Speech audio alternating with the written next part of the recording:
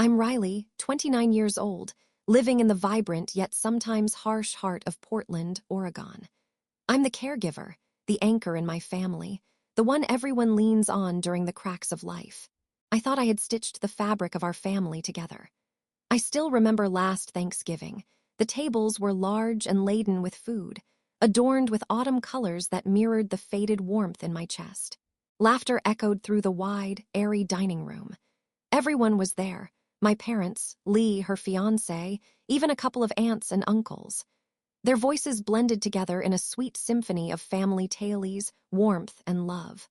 Yet I hovered in the background, a spectator to my own life, clenching a glass of wine as a deep ache settled in my heart.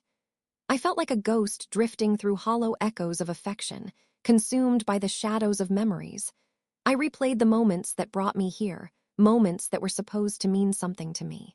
Like the time I sacrificed my graduation celebration, the pinnacle of my achievement, to help Lee prepare for her first big interview. She got the job, a shiny new career glittering with promise, while I, standing in the wings, inched into the background of my own existence. The proud smiles on my family's faces were directed at her, their attention consuming her like a flame. I remember the sound of their voices as they toasted to family and success, my smile a mask as the pang of sacrifice turned into a gnawing reminder. I had quietly stitched her life together while my own unraveled, like thread slipping through fingers. The months ticked by, each growing heavier with unwrapped resentments. The tension bubbled, primarily when Lee announced her engagement at a family dinner 6 months later. I still can't shake the image from my mind. The way the lights twinkled above the dining table, casting a soft glow on their faces. With each passing second, I felt my heart constrict, a tightening grip as they hungrily praised Lee for choosing what they deemed the right path. My chest tightened painfully. How could everyone be blind to the storm brewing within me while they celebrated the sunshine that was my sister? "Riley, come join us."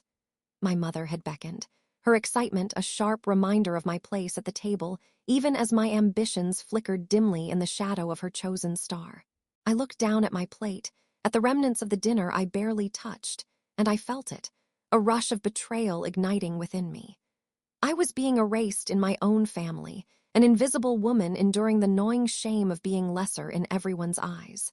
The same mother who held my hand through heartbreaks now beamed at Lee with that maddening pride.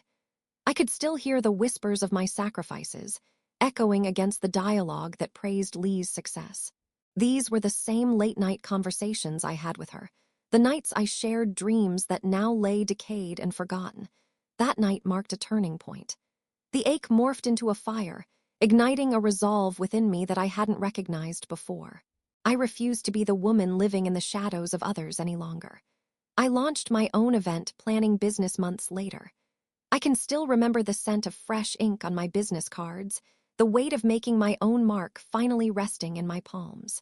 Ironically, it would be Lee who came to me. She stood at my door, hesitant but hopeful, requesting my services for her own wedding dot. It was almost poetic how life twisted itself into a knot of irony. As the big day arrived, the sun shone brightly over the garden, illuminating my meticulous arrangements. I worked swiftly, my heart racing with a cocktail of emotions, nervousness, vindication, and a quiet pride. When Lee appeared, radiant in her white gown, I could feel the eyes of my family, their excitement palpable.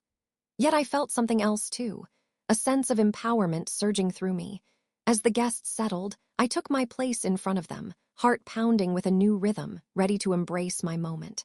I had rehearsed my speech countless times in my mind, and now it poured forth as I spoke. "To my sister, Lee," I began, feeling the weight of each word. "The one who called me jealous, the one who received all the praise."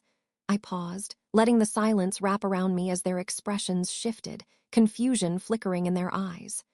"I hope you remember this day," I continued, my heart racing with anticipation. "Because it's not just about love. It's also about what's buried beneath the surface, the silent sacrifices. A toast to those who only see what's sparkling in the light, not the shadows that linger in the corners." I raised my glass, the collective intake of breath from the family echoed in the chilling air.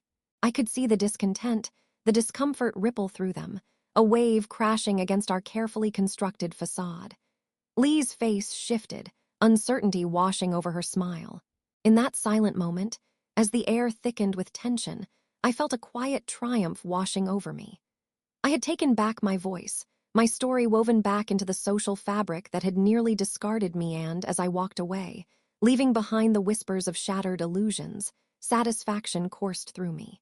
It was a delicate retribution, poetic and layered, a dance of recognition in the room as I reclaimed my worth. I realized I was no longer the overlooked sister.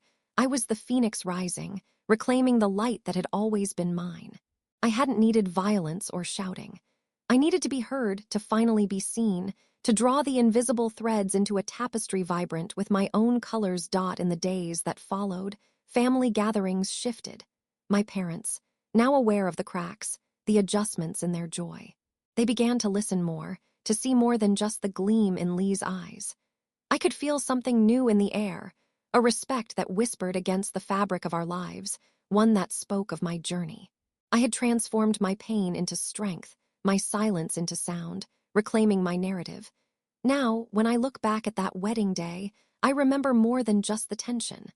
I remember the liberation that came with my vulnerability, the power in using my voice. No longer would I let my heartache define me. I would always be more than a quiet